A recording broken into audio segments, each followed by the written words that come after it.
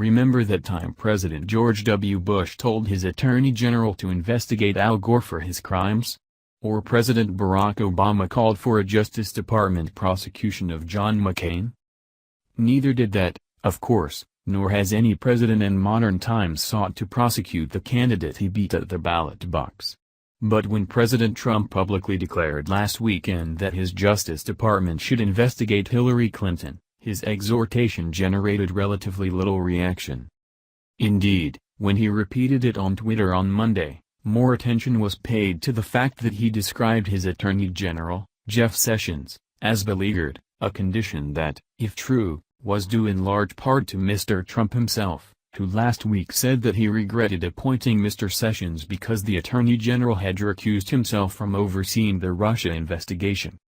After 6 months in office, Mr. Trump has crossed so many lines, discarded so many conventions, said and done so many things that other presidents would not have, that he has radically shifted the understanding of what is standard in the White House. He has moved the bar for outrage. He has a taste for provocation and relishes challenging Washington taboos. If the propriety police tut-tut, he shows no sign of concern. His tweet is bizarre and unprecedented, said James A. Thurber, the founder and former director of the Center for Congressional and Presidential Studies at American University in Washington. And yet, he has made so many outlandish statements, Americans seem to be immune to this latest call for investigating Hillary. On the day Mr. Trump called for a criminal investigation of his rival, he asserted on Saturday that he had the complete power to pardon his friends, relatives and possibly himself to short-circuit a special counsel's investigation into any possible collusion between his team and Russia during last year's campaign.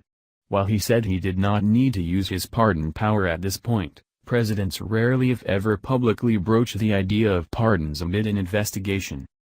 Just hours later, Mr. Trump urged uniformed sailors aboard the aircraft carrier Gerald R. Ford to call their members of Congress to lobby for his military spending plan and his proposed repeal of Mr. Obama's health care program. Traditionally, the commander-in-chief does not tell the troops who serve under him to involve themselves in politics or policy battles on his behalf. By now, it takes more to shock.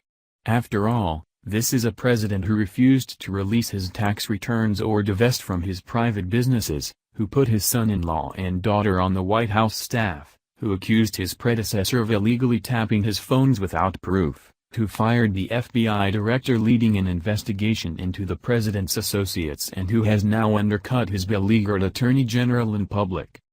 When he talked politics, jabbed the news media and told stories about Manhattan cocktail parties before tens of thousands of children at the nonpartisan National Scout Jamboree here in West Virginia on Monday, it was hardly surprising.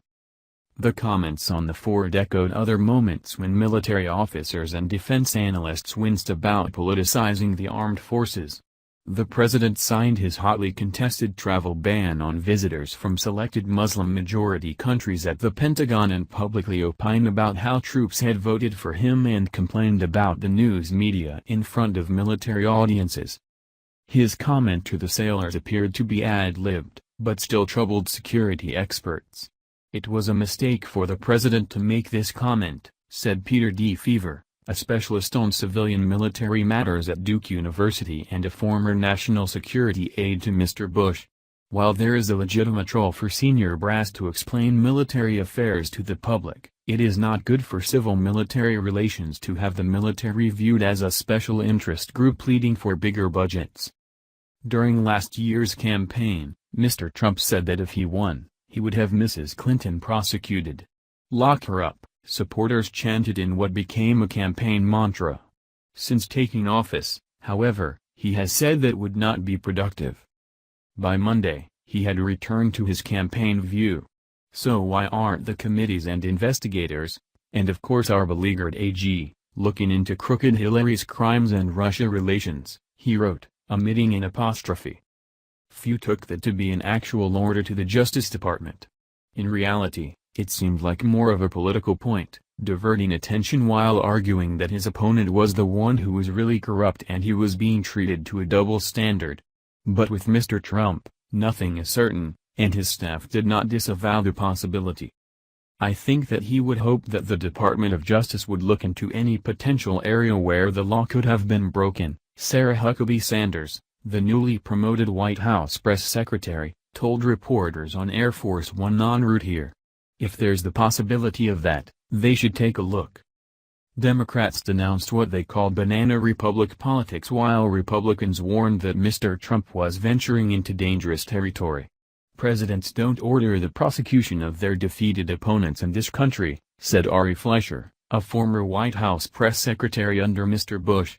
"It's never sat well with me. That leads to a divided America." He added that Mr. Trump does it to fire up the pro-Trump base of the party. Mr. Trump's defenders said that while his statement might be unusual, no other major presidential candidate campaigned while under investigation by the FBI, as Mrs. Clinton was. But Mrs. Clinton was cleared of criminal wrongdoing by the FBI in the case of her private email server. Other defeated candidates had their own troubles that victorious rivals did not revisit once taking office. Mr. Gore had been scrutinized over his solicitation of campaign contributions, and Mr. McCain had been investigated for helping a savings and loan tycoon. Neither faced criminal charges, though the Senate Ethics Committee scolded Mr. McCain for bad judgment. The closest analogies that historians could summon occurred a century or more ago. Aaron Burr, who sought to snatch the presidency from Thomas Jefferson when the contest went to the House of Representatives in 1800, was prosecuted in a treason case for later plotting to break off territory and create a new nation. He was acquitted. Eugene V. Debs, the socialist candidate who lost the 1912 election to Woodrow Wilson, was jailed for sedition for speaking out against World War I. In both cases, they were prosecuted for actions taken after the election. When Mr. Obama took office, some liberal supporters urged him to investigate Mr. Bush, former Vice President Dick Cheney and members of their administration over allegations of torture or war crimes. He rejected that out of hand and even dismissed less incendiary suggestions to establish a commission to examine the Bush administration's response to the September 11, 2001, attacks.